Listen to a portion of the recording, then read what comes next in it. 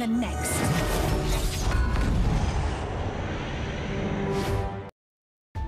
Tempo Storm finds themselves tied 2-2 with no tomorrow in this series. We are going to game number 5. Dread, we talked about Battleground choices, what No Tomorrow would want to pick. Actually, Tempo Storm lost the last game, so if they would want to pick Battleground or first pick. I lied, No Tomorrow lost the last game. It's just a... Words are hard, you know? Yeah. In fact, it's difficult. I think... I almost glanced it. We talked about the... I don't honestly know what I think is the best for No Tomorrow. I just think that them picking the map is better than the first pick slot, because I do think, again, when it comes to the final game, unless you know that there is blatantly just the draft is too heavy into that one side, and I mean, don't get me wrong, I think first pick is maybe stronger now than it's been in a long while, but still, when you have a significant weakness on specific maps, take it to what you know. You know, shot calling can make a lot of things happen, and if you can just out shot call on a map with a slightly worse draft, that's more influential and increases your odds of win. So that's why I want that from No Tomorrow. Well, let's see what it is, because it is ready. Towers of Doom. Yeah, so they stick to the traditional first pick, and Tempo is going to take us to what we assumed if Tempo was picking the map, where it would go, Towers of Doom. Towers of Doom, maybe. But in this case, if you are Tempo Storm, you feel like on larger battlegrounds that you have an edge. It's a very old comfort and classic for them. If they feel like they are the stronger team, then theoretically they should win this one. Yeah, I think it's a smart call from Tempo. I'd have done the same in their shoes. It's just going to be adjusting to the draft here for No Tomorrow. What do they make happen? I'm ready for it. Towers, game 5. And keep in mind, if Tempo Storm loses this game, how hard it is going to be for them. How much of a setback it is to qualify for the Western Clash. That it actually becomes a realistic challenge, where before you'd be like, oh, Tempo, they're going to be #1. They're going to do well. Now they're, after the loss against Gale Force, if they lose here to No Tomorrow, it would be insane. It's a little bit like when you look at Dignitas and Expert. Yeah. It makes things less clear. Yeah. For the region. Even more drastic than even Expert and Dig. But yeah, the long-standing Team Dignitas versus the slow and now recently climbing Team Expert versus No Tomorrow, a team that was in the Crucible, versus the #1 team in all of North America. According to, again, performances in Phase 1, this is first versus 7th, and we got Game 5. But No Tomorrow almost weren't in the Crucible, and they gained a lot. It's obvious they gained a lot during the break.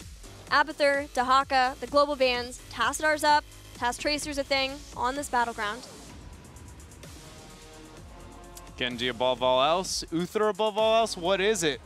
Man. When everything's OP, nothing's OP. And we've got about everything you could hope for left open. So No Tomorrow, in a draft theory world, No Tomorrow has a huge advantage here. Mainly because not only do they get 3 heroes before the secondary ban phase, there's only 2 over the side of Tempo Storm. And since, in general, there's kind of like that 5-6 heavy contested, they get to get 3 of them. The opponents get 2, and they get to deny all of them remaining in the secondary ban phase. Man, I was wondering if they would do this, if they'd be willing to give up Genji in order to get Tassadar plus anything else, because they have those next picks. And they are willing to do that. Ignoring objective power and maybe like dream drafting, I like it. Again, I just want to see a change, like a blatant, we're trying to make sure things are a little bit different, because even though this has gone to Game 5, every game No Tomorrow is won, Tempo Storm was winning most of it. Change up there, not a noob Uther, Genji Uther instead. So they have Divine Shield to enable Dragon Blade. Tracer here. Got him. Of course. And there's the noob. I'm scared for the Tracer. Like, I like Task Tracer on maps like BOE and Towers, Sky, and then Warhead as well, but this high up, I don't mind it if this was the 4-5 slot, but it's too high it's not good enough to just raw pick and just be like, look it, you can't answer this. It's over. It's not in a meta where Task Tracer is that good. I like the task and going, hey, see these 5 heroes? You want one of them to be like, you want to draw resources in the draft. But when you go, we're going the Tracer, then Tempo just goes, okay, we now know how they have to play this game. That's the one thing I don't like about that rotation from No Tomorrow. I'm remembering another Towers of Doom game between Fnatic and MVP Black. Where they did that, and then what do they rotate into in the later section? I don't know that they picked the Tracer that high. I'm just remembering that it was the Tracer Genji battles, and it was amazing. Okay. That's what I'm remembering. I'm just getting hype is all. Just the hype. I'm just getting We've pumped. got Tracer, we've got Genji. One goes do-do-do, and the other goes pew-pew-pew. And that leads to what is debatably the best 1v1 in the entire video game. 2 thumbs up from this one. Illidan banned from Tempo Storm. I would like to see a Tyrael ban, I think, from No Tomorrow. What else would be a really good? Or a Brightwing. Gleaming. One of the two. I actually don't know if I would stop the double reset. You already have Tracer, high mobility, should be able to dodge most of it. Tassadar is effective on his own, and Nubarek's a soft counter. You have support, you're going to have Tassadar, so you have a double support too. Gleaming, no.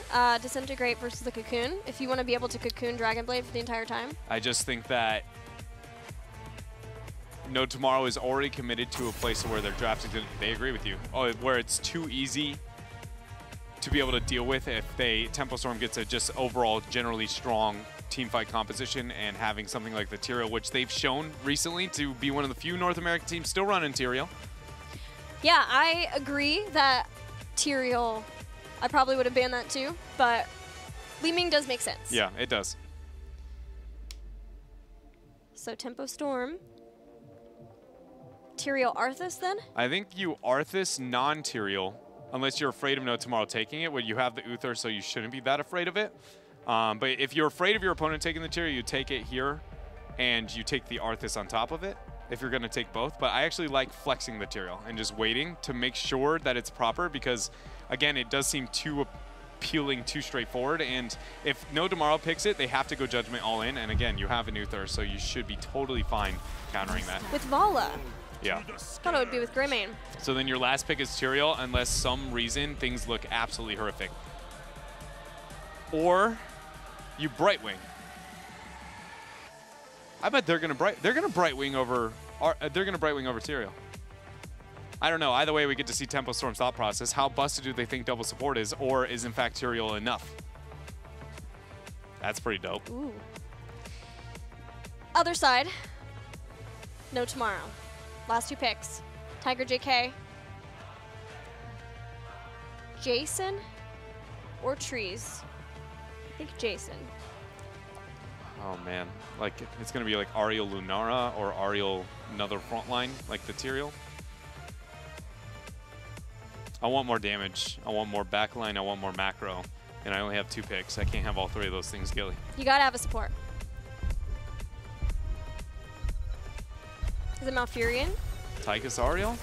Carzim again. Higher scene. Wow. So Brightwing, Ariel, and Tyrael. All are up. All are a thing here for Tempo. Do they love the double support so much that it's worth picking up here? Or do they still go with the Tyrael? Or do they just say, screw it, we got a completely different plan here? You guys are a bunch of dinguses. Give us the old curveball here. We've never been hit by one of those. Nope. The 12-6. It's a classic. Gilly doesn't get that. Yeah. I did not. When you throw a curveball, your fingers go from 12 to 6. Oh. So they call it a 12-6 because you can angle it sideways. There's the 12-6. Got him. I was going to say, when you were talking about MVP Black in the Fnatic Tracer, I was thinking about when MVP Black was the team busting out, baiting people into CC-less comps and then picking the Chen into it, which Tempo has consumed recently, and they continue to do so here.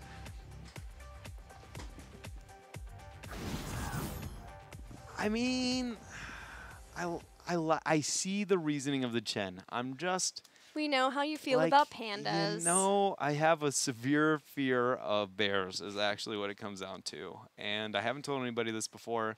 That's why I'm not a Rexar main. Otherwise, that's the only reason I'd play the hero. Like, it's just purely because Misha is a bear. If they ever come out with skin where Misha's anything different, I'll be a Rexar only main. I think it's like Ursophobia, maybe? Fear of bears? Are you kidding me? You actually have that off the top of the dome. No, I'm just like guessing because Ursa Major is the bear, okay. like that, and then obviously Phobia with would be Latin. afterwards. So I'm just wondering if that. No, I don't. Just no. Let's talk about the drafts. Who do you like? Who do you think's gonna win this? I give it to Tempo. It's They, to me, seem like they are the better team, though we are into Game 5. I overall would be like, if you had to rank, I would definitely put Tempo is better than No Tomorrow. No Tomorrow does have a couple of things going for them into the draft, but nothing too convincing, whereas Tempo, I feel like I'm still like, Chen, but their 4 was so strong. That last pick we talked about could be any one of those variables, and I've been like, I get it. It's a good comp. It's going to be pretty good. So I give it to Tempo. The games that No Tomorrow have won have been in favor of Tempo Storm initially. What happens if No Tomorrow gets ahead in the early game? We'll see if they are able to do that here. We're going into game number 5. No Tomorrow and Tempo Storm. Winner takes it home.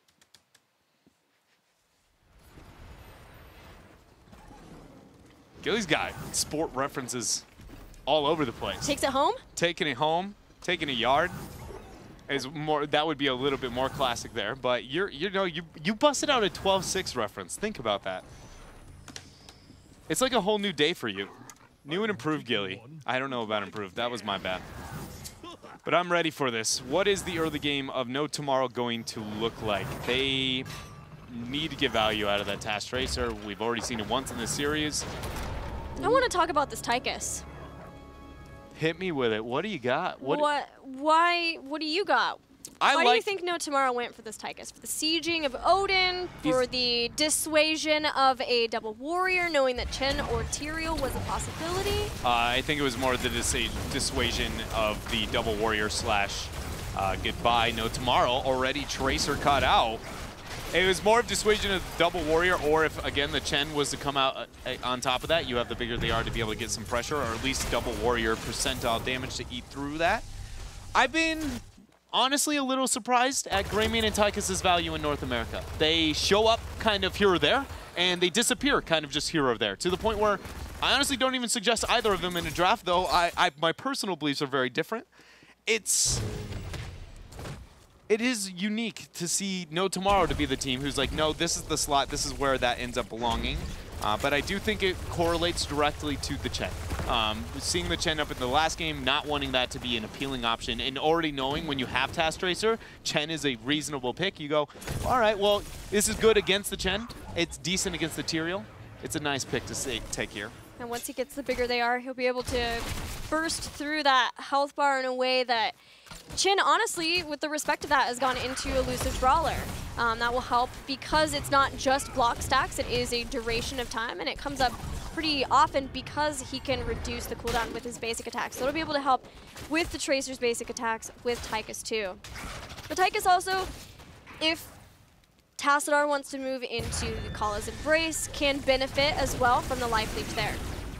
Pulse Bomb essentially not even making June flinch there after the heals dropped. 20 seconds and counting, standard North America, the Sappers. It's all about the battle on the altars. I'm feeling like the first altar phase, the No Tomorrow should be the team looking for the clever rotation, and because they got their Sappers so late, it's just not possible, especially with the mid pressure on out. I would have liked to see them maybe go for a Task Tracer pick onto the top left. You know, try and, again, catch your opponents off guard because you need 1 through 9 to look good when you pick Task Tracer. Tychus is starting to head down, as is Chin, but that slow rotation did hurt No Tomorrow. They were hoping that they could set up in a way to zone away and just quickly pick up this altar, and that is not the case. So now they're going to have to be okay with fighting. They've got the Pulse Bomb. It's knock up 2 with the damage from Jason, but it's just not quite enough to take out Cattle yet.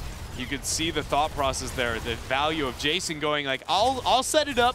You finish the deal there with the Pulse Bomb on top of Chen, still able to brew it on out, and that is not even considering the fact that Uther's problematic healing has not come online. 7 is when that mark hits.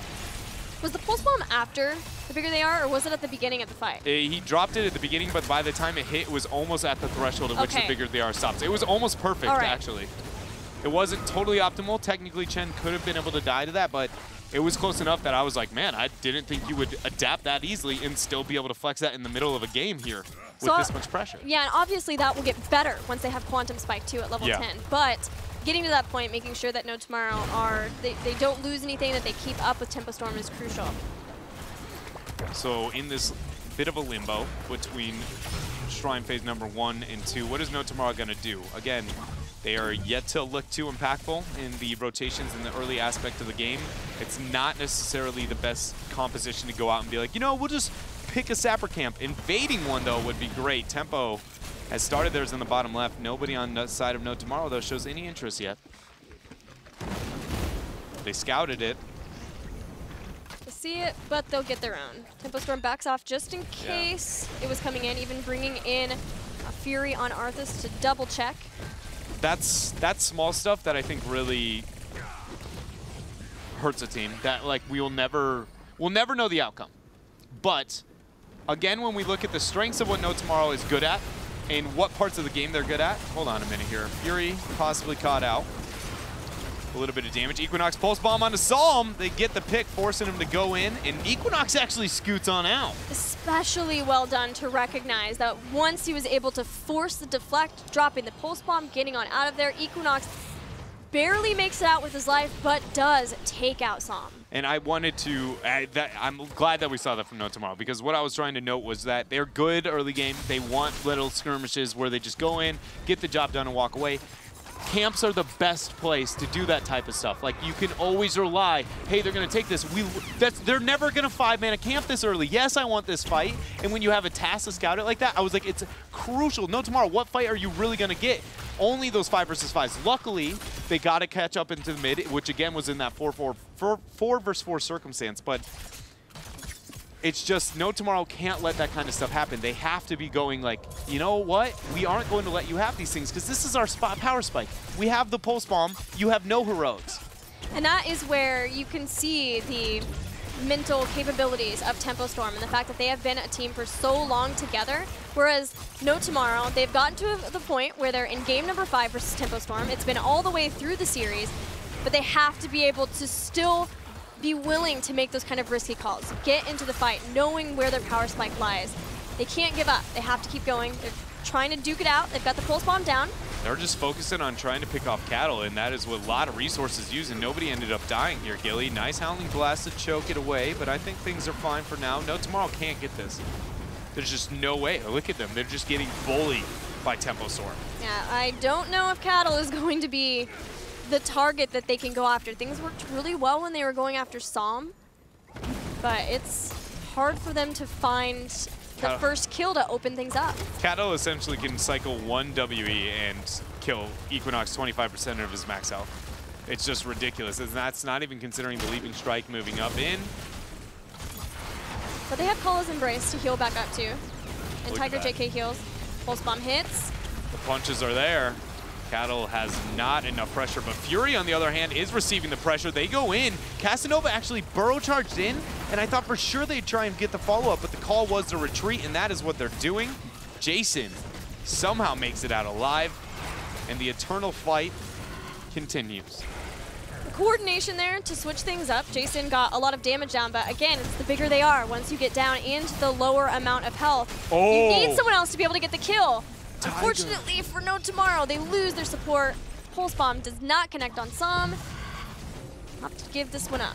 They went in for the clever play there with having essentially Tiger JK hide off into the side, wait till somebody vulnerable to the Iron Fist moves a bit too far out of position, and maybe Tracer and Karazim had enough damage output, but without the Pulse Bomb being committed there, she didn't have the damage output with Karazim, and that was nice punishment from Psalm, immediately slashing his way through. But No Tomorrow, not too much to worry about. You're even in shots, experience is dead even. You should be a little bit sad that, again, you aren't too effective in these early game team fights, but there is still ample opportunities to find a way to come back in this game, or at least find a way to gain momentum. You know, they aren't losing, but they aren't winning either.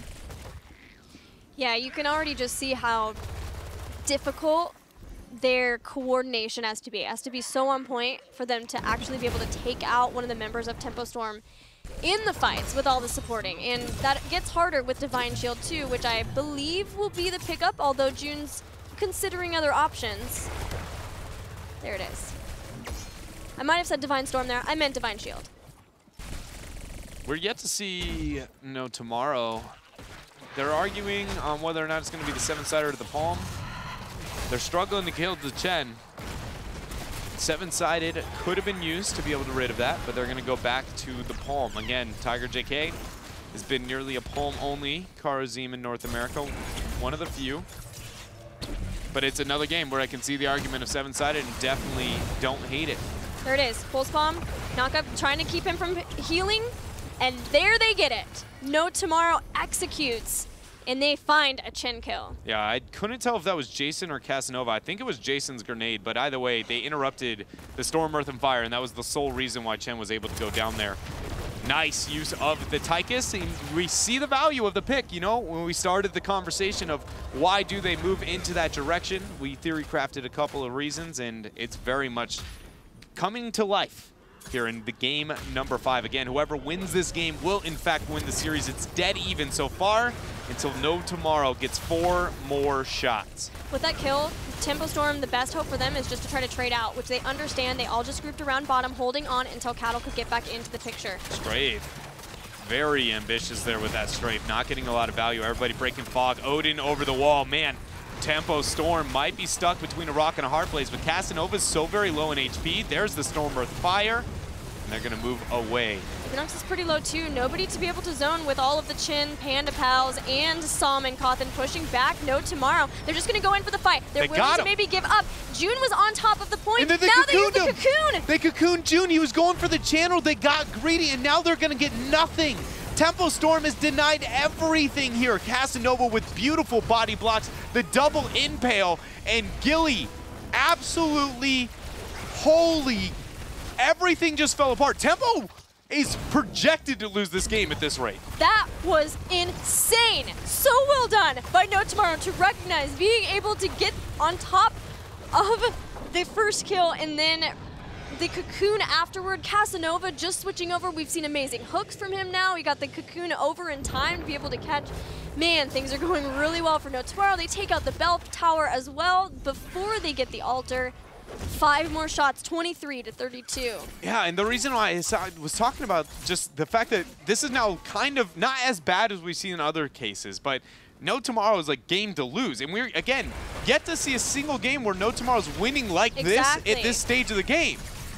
So now, do they have the kind of control to just never think twice? Tempo has no opportunity, or in fact, does Tempo Storm have the strength and the expertise? Fury took so much damage. Parting.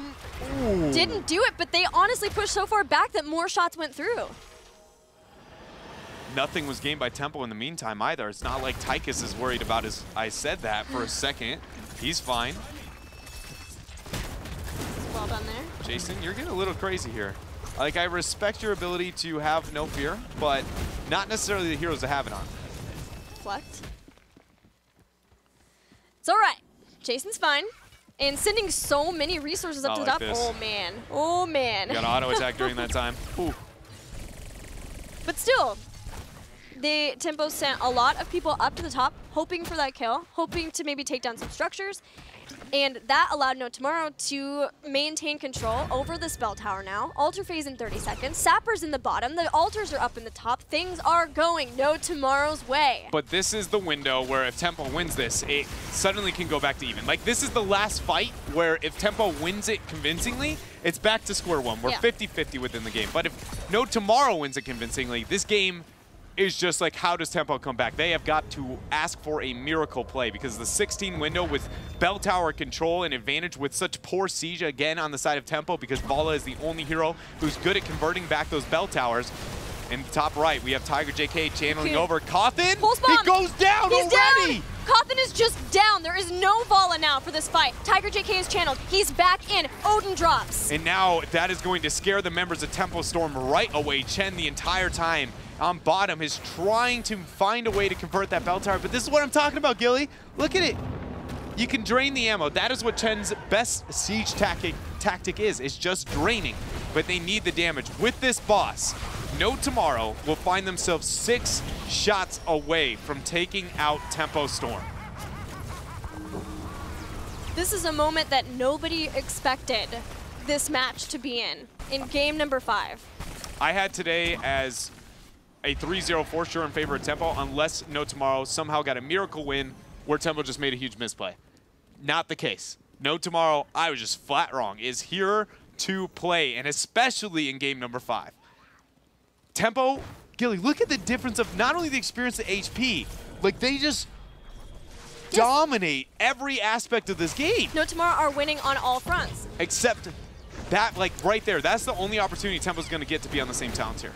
Not true. They're close enough to where they can wait possibly for a Miracle 20, except their core is so weak, I don't think they can. Weak. Like, I wanted Tempo to force that fight over that camp, but instead, they might have to take it here on bottom. Cattle. The fight. It stopped from Stormer fire got interrupted. 7 seconds. He gets back and he has the well tap. Psalm barely stays alive. Everybody is alive and no Divine Shield used by June. So patience here from Tempo Storm. The Sappers move in. They're going to go in and explode. Nice Howling Blast, but in the end, it's going to get the damage out there. You see No Tomorrow just trying to figure out what they can get away with here.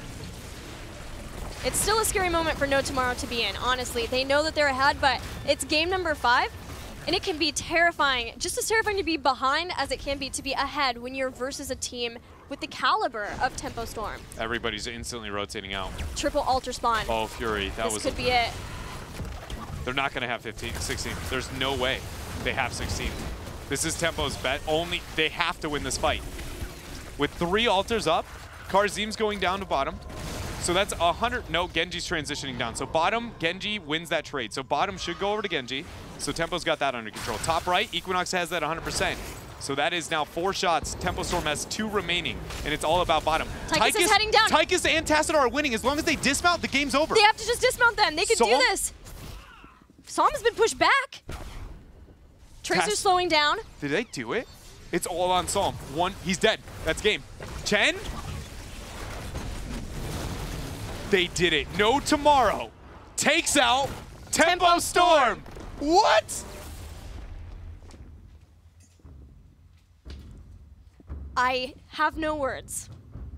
How huge that is. I wish I could just let everybody at home understand what that could mean for Tempo. That is, no, it's you. Okay, let's start. No Tomorrow was in the Crucible. They were in the Crucible in phase 1. They come in, they make 1 roster change, they bring in Equinox, they bring in new life, new shot calling for the team, and they have been able to take out Tempo Storm all the way on Towers of Doom, the last game, a battleground that again is a favorite for Tempo Storm. They are able to take them out. Tempo Storm taken out, losing to them, losing to Gale Force Esports now too. It is not cut and dry that Tempo Storm's able to go to the Western Clash. They're figuring things out. They are improving. But it is a rough time for them, but an amazing time for No Tomorrow. Amazing time for No Tomorrow, especially members like, Casanova, for a guy being as not only as skilled and youthful as he is, but more importantly, as ambitious. I mean, the guy has got absolute confidence. He's like, I'm here to say, I'm here to play. He's got that kind of competitive drive, and to make that role swap and then still see that kind of success, what that could mean for essentially a roadblock in the dude's career. To have this, and now is the exact opposite, an accelerant. Does he suddenly rise in power because having that motivation and now going, I can beat the #1 team in North America, like, think about what that means for every player on this roster, except maybe Equinox, coming from Gale Force, has experienced that at some point in time, but almost nobody else has. Now we've got Talking Trees, who's been in the scene for a long time, but Casanova, brand new, a dorm player last year, willing to put everything, his entire heart, all of his work ethic into HGC now, able to get this victory. This is a huge, huge moment for Casanova specifically. All of these members, Jason, Talking Trees, Tiger JK, all have been in the scene for a long time. Huge congratulations to this team. This is awesome for them. It is. It is very much. And in the world of Tempo Storm, what that means. So now that Tempo, again, has lost to Gale Force Esports and now to No Tomorrow, that because at the Western Clash, I believe it's only 2 representatives at the Western Clash from North America. We're going with 3? Are you 100% positive on that? Yeah. Why do I think it's 2? I don't know. Just a dingus. Either way. So now they're sitting at what, again, without any major upsets, would be projected as 3rd. Gale Force looks, because they took out Roll20 and Tempo Storm to be #1. Roll20 is like, are they going to secure that 2nd slot? But Tempo falls at that 3 mark because losing to No Tomorrow, unless No Tomorrow beats Roll20, then we go, maybe, No Tomorrow's nothing to laugh at here. But either way, those 4 teams right now are sitting at like, who's going to be the one who makes the breaking point? And somebody has to go home. And No Tomorrow just made an argument that it might not be them. Yeah, that wasn't even just an upset. It was a huge upset, but No Tomorrow is undefeated still in HGC. They are 3 series in. Tied with the Gale Force Esports right now. I I can't. Like I said, I thought this was going to be a 3-0 unless Tempo Storm decided to make a game-breaking mistake, like an all-in a core that failed, like which we did have, and then No Tomorrow would come back, be able to get a win, and you say, okay, I saw the effort, I saw where you're going with, and I thought that would be close, and then just the breaking point where Tempo goes, you know, screw this, we're the better team fighters. Absolutely wrong. No Tomorrow, playing like there was no tomorrow today. That was a lot. They've got a lot of time references there. They've got, I'm sure, things that they want to talk about here. We've got Talking Trees on the phone. Talking Trees, what the heck just happened? What the heck did just happen? I don't know. I guess we won. It feels really good to beat Tempo Storm and finally say, hey, we're really good as a team.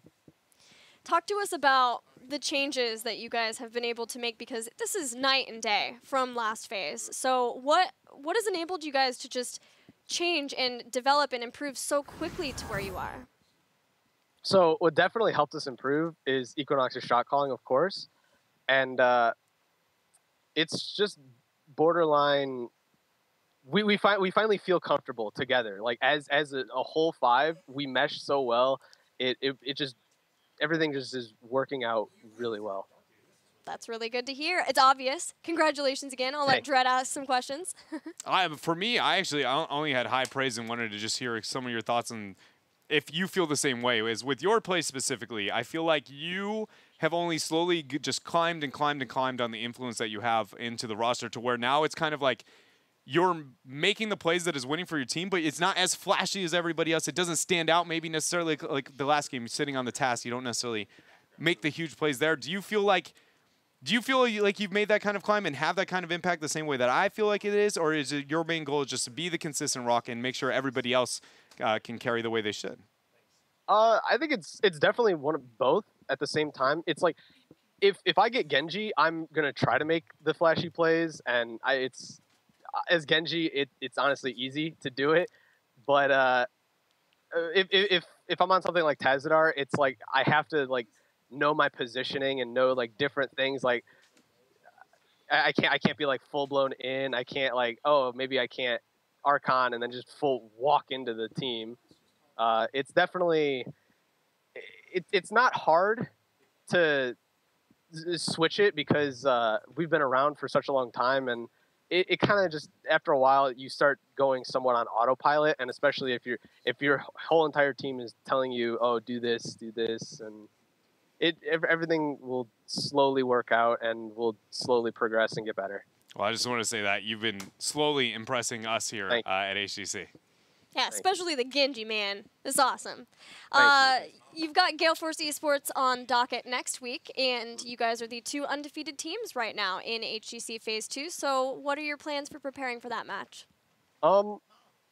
We've been scrimming with them for a very long time, and I think that they have a lot of our drafts like on point. So we're going to have to definitely switch it up on them, I would say. Try to get a feel for something else because, as you saw by like our games, we played a lot of the Tazadar. We played Genji. Maybe something else very soon. Nice. Well, I'll look forward to that. Congratulations again. Any shout-outs before we let you go celebrate? Definitely shout-outs to my entire team. We played so well. We impressed me. It just really impressed me. Shout out to Yuj, who's been helping us a little bit. Shout out to everyone that's slowly becoming a No Tomorrow fan. Nice. All right. Thanks. Congrats again. All right. Thanks. Guarantee this helps when it comes to No Tomorrow fans. You know, everybody loves an underdog story, and they fulfilled today. I'm on the hype train, at least for the next 24 hours. I'll be like, oh, No Tomorrow.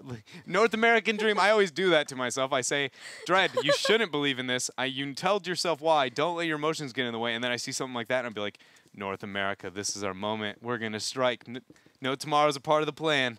That's awesome, too, that he shouted out Yuj. I saw that Yuj tweeted that he's been helping coach with the team, too, and the help is evident now, being able to take out Tempo Storm. So, again, a huge congrats to No Tomorrow. But, hey, we've got another match coming up after the break. We will have Roll20 versus Superstars. More HGC coming at you after this.